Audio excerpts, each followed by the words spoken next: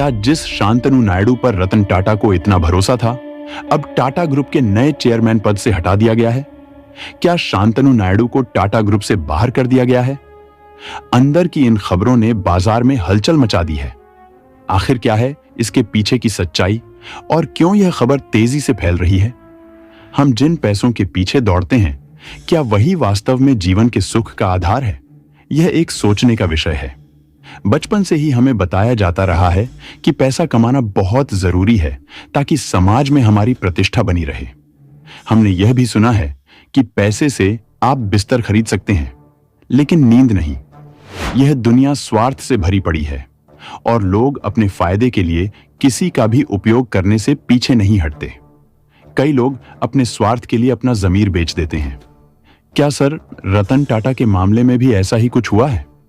आइए जानें कि यह लड़का कौन है और कैसे इसने चंद पैसों के लिए एक शर्मनाक हरकत की है। हम हर एक चीज को विस्तार से बताएंगे, लेकिन उससे पहले अगर आप भी मानते हैं कि रतन टाटा एक नेक दिल इंसान थे, तो इस वीडियो को लाइक करके कमेंट में लिखें, ईश्वर रतन टाटा की आत्मा को शांति दें। और ऐसी और वीडियो के लिए चैनल को सब्सक्राइब करें। पैसे का महत्व नकारा नहीं जा सकता, लेकिन क्या धन कमाने की कोई सीमा होती है? किसी से पूछो तो वह तपाक से जवाब देगा कि उसे बहुत सारा पैसा चाहिए, लेकिन कितना, यह उसे खुद भी नहीं पता। पैसे की लालसा की कोई सीमा नहीं होती और जितना अधिक आता है उतनी ही भूख बढ़ती जाती है। जब भी देश या समाज पर संकट आता है तो ये पैसे वाले लोग अधिकतम लाभ उठाने के लिए वस्तुओं या सेवाओं के दाम बढ़ा देते हैं। इतिहास इसका प्रत्यक्ष गवाह है। जब कोई आपदा आती है तो व्यापारी वस्तुओं के दाम बढ़ा देते हैं। यह बात छोटे स्तर से लेकर बड़े उद्योगपतियों पर लागू होती है। ऐसा लगता है कि यही मौका है मुनाफा कमाने का, लेकिन रतन टाटा ऐसे नहीं थे। उन्होंने अपने जीवन में इतना दान किया जितना अन्य उद्योगपति सोच भी नहीं सकते। इसके बावजूद कुछ लोग ऐसे होते हैं जिनके लिए केवल पैसा ही महत्वपूर्ण है। एक कहावत है कि इस दुनिया में बिना स्वार्थ कोई आपकी मदद नहीं करता, लेकिन बात जब 3,800 करोड़ की हो तो मामला गंभीर हो जाता है।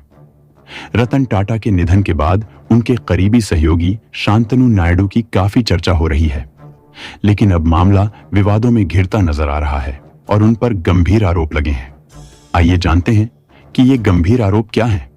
इससे पहले कि हम शांतनु नायडू पर लगे आरोपों की चर्चा करें, आपको पूरी कहानी बताएंगे कि यह सब कहां से शुरू हुआ और कैसे यह मुद्दा गंभीर आरोपों तक पहुंच गया। रतन टाटा के साथ हर वक्त एक नौजवान नजर आता था जिसका नाम शांतनु नायडू है। शांतनु का रतन टाटा से कोई पारिवारिक संबंध नहीं था, बल्कि वह टाटा ट्रस्ट के डिप्टी जनरल मैनेजर थे। जानवरों के प्रति प्रेम के कारण उनकी दोस्ती रतन टाटा से हुई।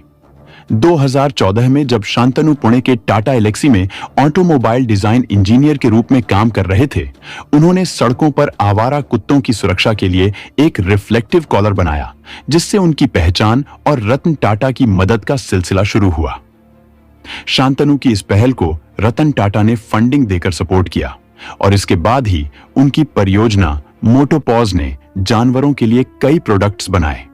अभी सर रतन टाटा हमारे बीच नहीं रहे, लेकिन उनके साथ रहने वाले शांतनु नायडू की काफी चर्चा है। पर अचानक ऐसी बात सामने आई जिसे सुनकर सब हैरान रह गए और सोचने लगे कि क्या वाकई यह दुनिया स्वार्थ से भरी है।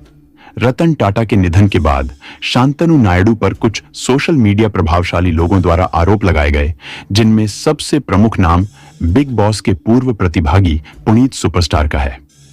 पुनीत सुपरस्टार ने सोशल मीडिया पर शांतनु नायडू का एक वीडियो शेयर किया, जिसमें वे रतन टाटा के निधन के दिन अपने बाल संवारते नजर आ रहे थे। इस वीडियो के आधार पर पुनीत ने शांतनु पर सवाल उठाया और कहा कि जब रतन टाटा का शरीर वहां रखा है तो यह लड़का अपने बाल क्यों सजा रहा है। लेकिन असलियत में यह आरोप पूरी तरह निराधार साबित हुआ, क्योंकि शांतनु टाटा ग्रुप के एक महत्वपूर्ण हिस्सा हैं और उनके पद से उन्हें हटाए जाने की खबरें पूरी तरह से गलत हैं। दरअसल कुछ लोग केवल व्यूज और लाइक्स पाने के लिए ऐसी अफवाहें फैला रहे थे। इस प्रकार की अफवाहें और झूठी खबरें फैलाने वाले लोग यह नहीं समझते कि उनका उद्देश्य केवल लोगों को भ्रमित करना है। शांतनु ने रतन टाटा को दिल से प्यार और सम्मान दिया और उनके इस सेवा भाव से हम सभी को प्रेरणा मिलती है। तो ऐसी गलत और निराधार खबरों पर विश्वास न करें और रतन टाटा के महान योगदानों को याद करते हुए उनके आदर्शों पर चलें। रतन टाटा का जीवन और उनकी सामाजिक सेवा की भावना हम सबके लिए प्रेरणादायक है। उन्होंने अपने जीवन काल में इतने बड़े पैमाने पर दान और समाज सेवा की जितना शायद ही किसी अन्य उद्योगपति ने किया हो। वे जानवरों के प्रति प्रेम और संवेदनशीलता की जीती जागती मिसाल थे।